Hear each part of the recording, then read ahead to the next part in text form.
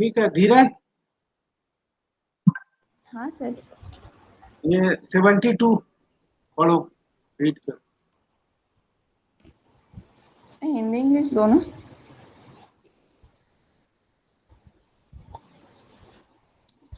लोक सूचना देने का ढंग। इस अधिनियम के अधीन लोक सूचना का जहाँ की वह किसी राष्ट्रीयकृत फर्म से किसी भागीदार की निवृत्ति या निष्कासन से या किसी रजिस्ट्रीकृत फर्म के विघटन से या किसी रजिस्ट्रीकृत फर्म में ऐसे व्यक्ति के जिसे भागीदार के फायदे में अप्राप्त व्यय के तौर पर सम्मिलित कर लिया गया था, प्राप्त व्यय होने पर भागीदार बन जाने के या न बनने के निर्वाचन से संबंधित हैं, वहाँ फर्म के रजिस्ट्रार को धारा 63 के अधीन सूचना देकर और शासकीय राजपत्र में और देशी भाषा के कम से कम एक ऐसे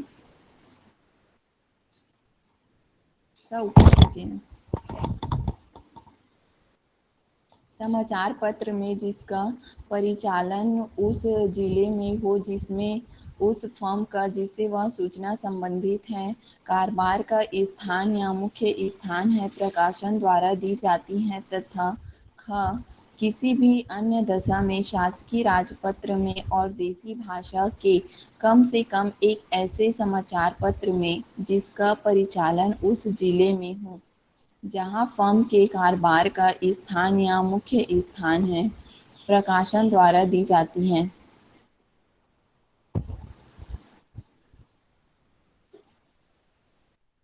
ठीक है Ayush, 72 mode of Yes, giving sir. Public notice. Mode of giving public notice. A public notice under this act is given a subsection A where it relates to clause A where it relates to the retirement or expulsion of a partner from a registered firm or to the dissolution of a registered firm or to the election to become or not to become a partner in a registered firm by a person attaining majority who was admitted as a minor to the benefit of the partnership by notice to the registrar of firm under section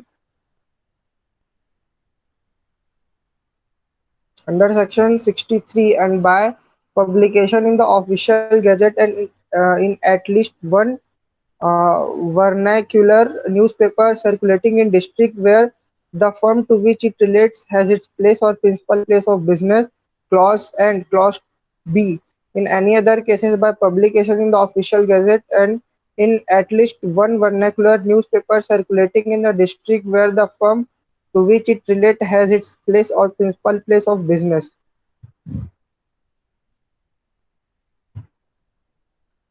'73 repulsed by Repealing Act 1938 1 of 1938 Section 2 and Schedule. ठीक है तो section 73 जो है वो repealed है ना। अब ज्योति साहू आपको पढ़ना है सेक्शन 74 हिंदी में। व्यावृत्तियां इस अधिनियम की या एतद द्वारा किए गए किसी निरसन में कि कोई भी बात निम्नलिखित पर प्रभाव न डालेगी और न प्रभाव डालने वाली समझी जाएगी।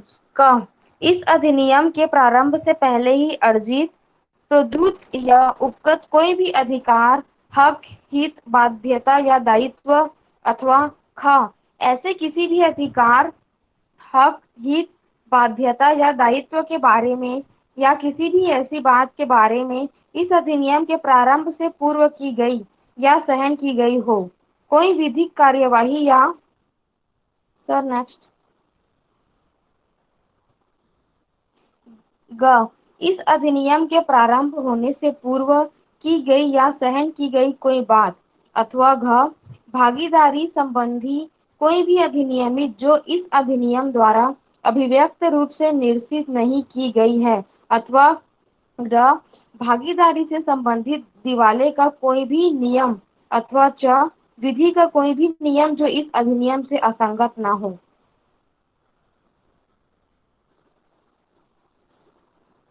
ठीक है, Ayush 74 section 74। Yes, sir. Section 74 savings.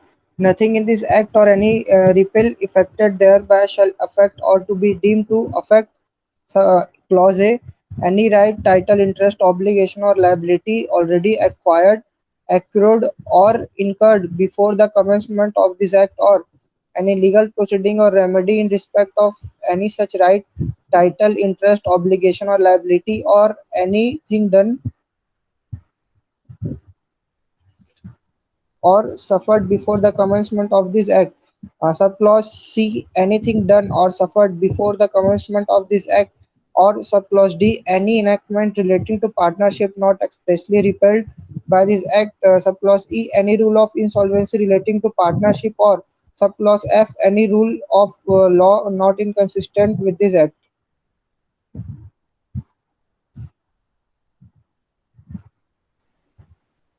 ठीक है, तो ये था चैप्टर 7, सॉरी चैप्टर 8 था। सप्लीमेंटल अनुपूरक विषय के नाम से है। इसमें 3 धाराएं हैं, 72, 73 और 74, जिसमें जो 73 है वो रिपील्ड है, और 72 जो है वो बोलता है mode of giving public notice, लोक सूचना देने का ढंग, और 74 जो सेक्शन है वो व्यावृत्तियों के बारे में बताता है। तो इस प्रकार आपका जो भारतीय भागीदारी अधिनियम है, इंडियन पार्टनरशिप एक्ट 1932, या भारतीय साझेदारी अधिनियम भी बोलते हैं, तो ये इस प्रकार खत्म होता है। ठीक है, तो इसमें आप देखिएगा कि सबसे पहले तो इसमें जो चैप्टर है वो है 8 चैप्टर्स हैं टोटल। ठीक है, और जो सेक्शंस हैं वो 1 से लेके 74 सेक्शंस हैं। ठीक है, चैप्टर 1 जो है वो प्रिलिमिनरी है, जिसमें सेक्शन 1, 2, 3 के बारे में बताया गया है। चैप्टर 2 जो है वो नेचर ऑफ पार्टनरशिप के बारे में बताता है, भागीदारी की प्रकृति के बारे में। चैप्टर 3 जो है वो भागीदारों के एक दूसरे के प्रति संबंध, relation of partners to one and other, और चैप्टर 4 जो है वो बताता है कि relations of partners to third party, पर व्यक्तियों के साथ भागीदारों के संबंध। और चैप्टर 5 जो है वो इनकमिंग एंड आउटगोइंग पार्टनर्स के बारे में बताता है कि फर्म में अंदर आने वाले और बाहर जाने वाले भागीदारों के विषय में चर्चा करता है। और जो अध्याय 6 है वो फर्म के विघटन के बारे में, और अध्याय 7 जो है वो रजिस्ट्रेशन ऑफ फर्म्स के बारे में, फर्मों का पंजीकरण के बारे में, और अध्याय 8 जो है वो अनुपूरक सप्लीमेंटल विषय पे उपबंध करता है। और इसमें 2 अनुसूचियां हैं, जिसमें से एक जो है वो तो निश्चित है, दूसरी वाली जो अनुसूची है वो निश्चित है। और अनुसूची 1 है, उसमें यह बताया गया है कि जो दस्तावेज या कार्य जो है जिसके विषय में फीस देनी है, ठीक है, जो फीस लगती है वो मैक्सिमम कितनी होगी, ऐसे करके। तो यहाँ पे बताया है कि सेक्शन 58 के अंडर जो रहेगा वो 3 रुपीज है मैक्सिमम, 6 अंडर है ना। सेक्शन 60 के अंडर जो है वो 1 रुपी है, 61 में 1 रुपी है, 62 में 1 रुपी है, 63 में 1 रुपी है, 64 में 1 रुपी है, और अंडर सेक्शन 66 है ना कि उपधारा 1 के अधीन फर्मों के रजिस्टर का निरीक्षण करने के लिए, तो रजिस्टर की एक जिल्द के निरीक्षण के लिए 8 आना। 1932 के हिसाब किताब है क्या? मेरे ख्याल से ये चेंज हुआ होना चाहिए। 66 है ना, सब सेक्शन 2 में, तो एक फर्म संबंधी समस्त दस्तावेज का निरीक्षण करने के लिए भी उतना ही है, सेम 8 आने का। और फर्मों के रजिस्टर में से प्रतियां लेने के लिए प्रति 100 शब्द का या उसके भाग के लिए 4 आना है।